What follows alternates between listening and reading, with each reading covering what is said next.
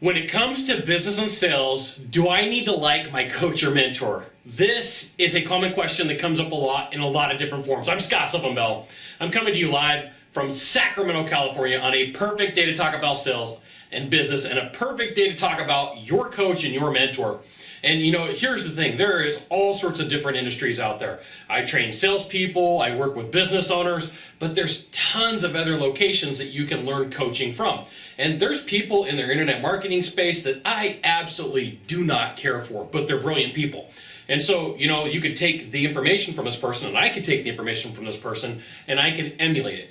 And the big mistake is to look at somebody and go, I don't like that person, so I'm not going to look at anything that they have to say, and I'm not going to look at anything that they have to do. There's some really well-known personalities out there on the web that, you know, people just, for whatever reason, they don't like the person. They don't like the way that they operate. They don't like what's doing, but the person's out there crushing it. The person's out there doing fantastic. The person's out there doing something. But I will tell you that a lot of times, here's what is really the root of the issue, is this is an excuse so that you don't have to do anything. Right? So like sometimes people are looking for reasons to not do something instead of looking for reasons to do it. And that is a huge mistake. And it's a huge problem. It is a form of sales sabotage. So I want to give you some really good sales advice, some really good business advice, things that you need to know that if you are watching somebody, and let's just say that you don't like them, they're loudmouth, they're aggressive, they're arrogant, whatever the reason is, you are going to have to find a way to separate out like your reasons for not liking this person, and then to look for ways that you can study what they're doing so that you can emulate it yourself.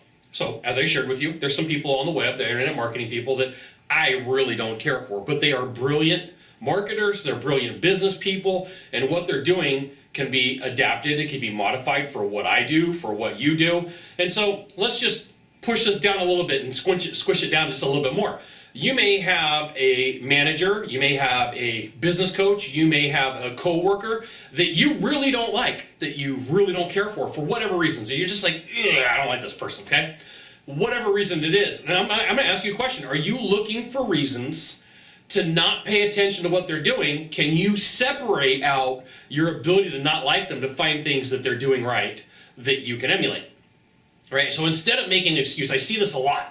I work with salespeople every day. So either I'm writing with a salesperson or I'm in front of a room coaching and training salespeople. And I see this a lot where people, like, they don't tell you this and they're not going to ever admit this out loud, but the real deal is, if I can find reasons to not like that guy and not like that girl, guess what? Now I don't have to do anything, and I can just sit in my corner over here and sulk and explain and find reasons why I'm not good at what I do, okay? So I'm gonna give you some sales advice. I'm gonna give you some sales tip outside of looking for a good coach and a good mentor, is to stop looking for reasons why things aren't going to work and look for reasons why they are.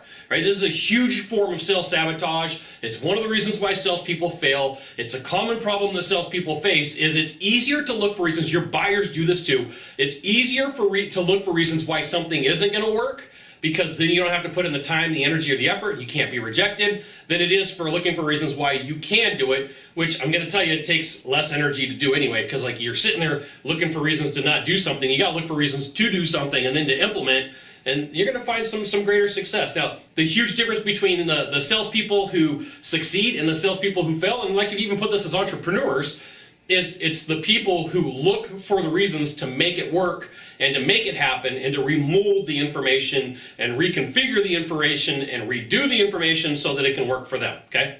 Huge form of sales sabotage. I see it a lot, like on a weekly basis. So this isn't something I'm like, you know, I kind of see this. Right? There's a lot of people who don't like me because in front of a room, I'm a strong personality. I'm like, hey, look, I'm going to tell you what you need to hear from that's going to stop you from making sales, and not what you want to hear, because it's going to hurt your feelings to be in front of a buyer and have the buyer say, I want to think about it, I'm getting other bids, I'm talking to other people, your product sucks. Whatever they say, right? You would rather have a trainer tell you that than your buyer tell you that. And that's just the way that I look at life. You know, if you're working with me, I'm going to tell you the hard facts. I'm going to tell you the things that you don't want to hear. I'm going to tell you what's going to work and what's not going to work, and sometimes it hurts feelings. So there you go. That's what you need to know. And if you could do a small favor for me, in the box down below, it's like somewhere in here, you can leave a comment, question, or story. That would be fantastic. To the right, to the left, there is a subscribe button. You know what you got to do. you got to subscribe. And then last off, you can send it out to all your friends via StumbleUpon on Facebook, Twitter, Google+. Why not even LinkedIn? You know, all those buttons are like down here too.